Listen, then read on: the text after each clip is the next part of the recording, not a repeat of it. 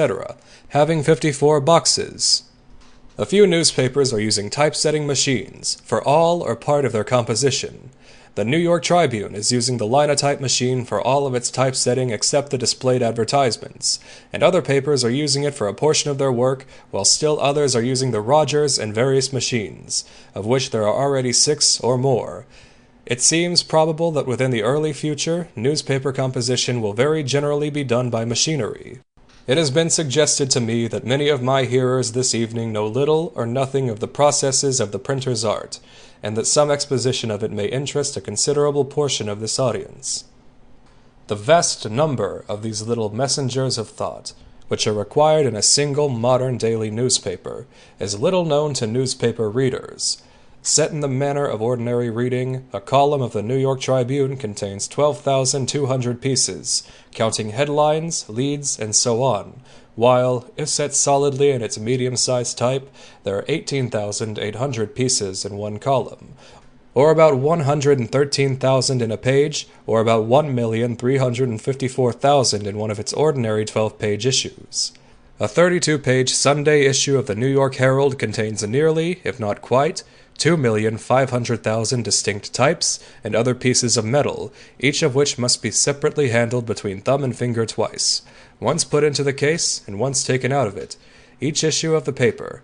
No one inexperienced in this delicate work has the slightest conception of the intensity of attention, fixity of eye, deftness of touch, readiness of intelligence, exhaustion of vitality, and destruction of brain and nerve, which enters into the daily newspaper from typesetters alone.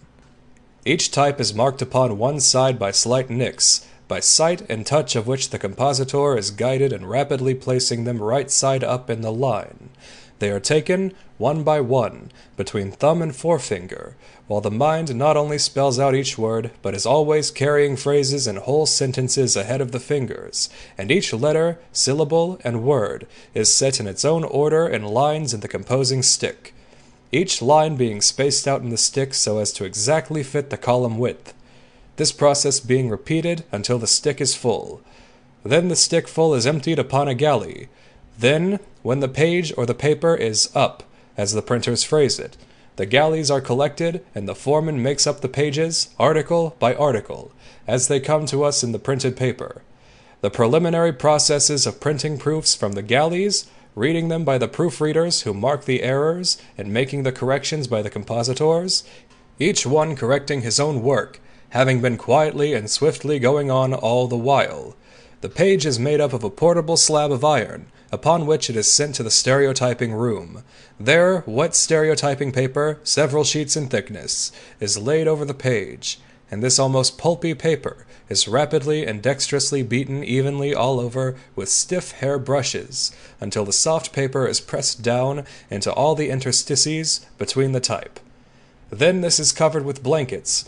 and the whole is placed upon a steam chest, where it is subjected to heat and pressure, until the wet paper becomes perfectly dry. Then, this dry and hardened paper, called a matrix, is placed in a circular mold, and melted stereotype metal is poured in and cooled, resulting in the circular plate, which is rapidly carried to the press room, clamped upon its cylinder, and when all cylinders are filled, page by page in proper sequence, the pressman gives the signal, the burr and whir begin, and men and scarcely less sentient machines enter upon their swift race for the early trains. As a matter of general interest, it may be remarked that this whole process of stereotyping a page, from the time the type leaves the composing room until the plate is clamped upon the press, averages 15 minutes, and the cases are upon record when the complex task has been accomplished in 11 minutes.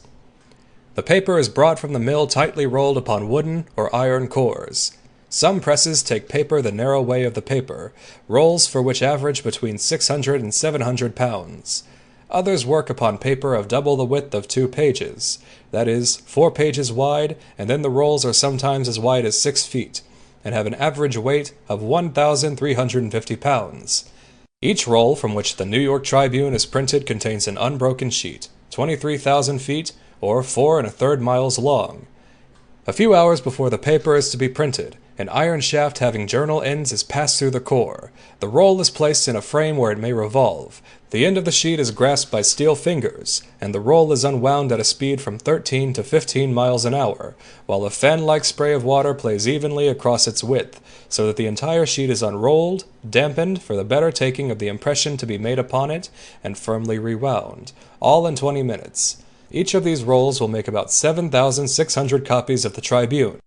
When all is ready, paper and stereotype pages in place, and all adjustments carefully attended to, the almost thinking machine starts at the pressman's touch, and with well-nigh incredible speed prints, places sheet within sheet, pastes the parts together, cuts, folds, and counts out the completed papers with an accuracy and constancy beyond the power of human eye and hand.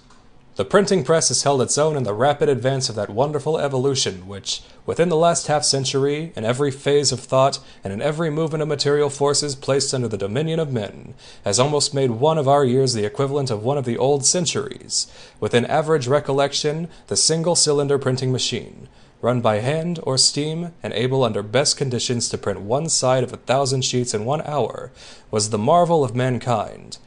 In 1850, one such that we started in an eastern Ohio town, drew such crowds of wondering onlookers that we were obliged to bar the open doorway, to keep them at a distance which would allow the astonishing thing to work at all. Today, in the United States alone, $5 millions are invested in the building of printing presses, many of which, by slightest violence to figure of speech, do think and speak. Inspiration was not wholly a thing of long-gone ages, for if ever men received into brain and worked out through hand the divine touch, then were Hoe and Scott and Campbell taught of God. Under existing conditions, newspapers of any importance, in the smaller cities, use 1 and sometimes 2 presses, capable of producing from 7,000 to 9,000 complete 8-page papers each hour, each machine costing $10,000 to $15,000. Papers of the second class in the large cities use treble or quadruple this press capacity, while the great papers, in the 4 or 5 leading cities, have machinery plants of from 4 to 10 presses of greatest capacity, costing from $32,000 to $50,000 each, and able to produce papers of the different numbers of pages required,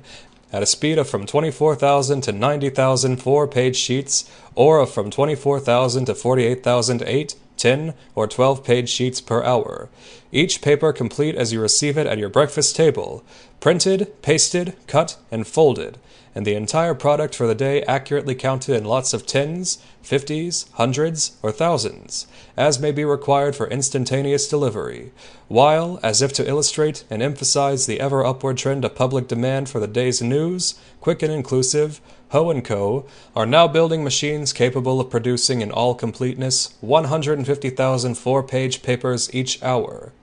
All this tremendous combination of brain, nerve, muscle, material, machinery, and capital depends for its movement and remuneration upon but 2 sources of income, circulation and advertisements, the unit measurements of which are infinitesimal, for the most part represented by wholesale prices, from 1/2 cent to 2 cents per copy for the daily newspaper, and in like proportion for the weeklies and monthlies,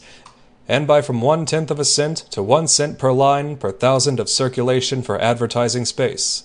Verily, in a certain and large sense, the vast publishing interests rest upon drops of water and grains of sand. Under right conditions, no kind of business or property is more valuable, and yet no basis of values is more intangible. Nothing in all trade or commerce is so difficult to establish, or more environed by competitions, and yet, once established, almost nothing save interior dry rot can pull it down. It depends upon the judgment and favor of the million, yet instances are few where any external force has seriously and permanently impaired it. About 200 years have gone since the publication of the first number of the first American newspaper. It was a monthly, called Public Occurrences, both foreign and domestic, first printed September 25th, 1690, by Richard Pierce, and founded by Benjamin Harris. At that time, public favor did seem to control newspaper interests, for that first paper aroused antagonism, and it was almost immediately suppressed by the authorities. Only 1 copy of it is now in existence, and that is in London. The first newspaper to live in this country was the Boston Newsletter, first issued in 1704 and continued until 1776.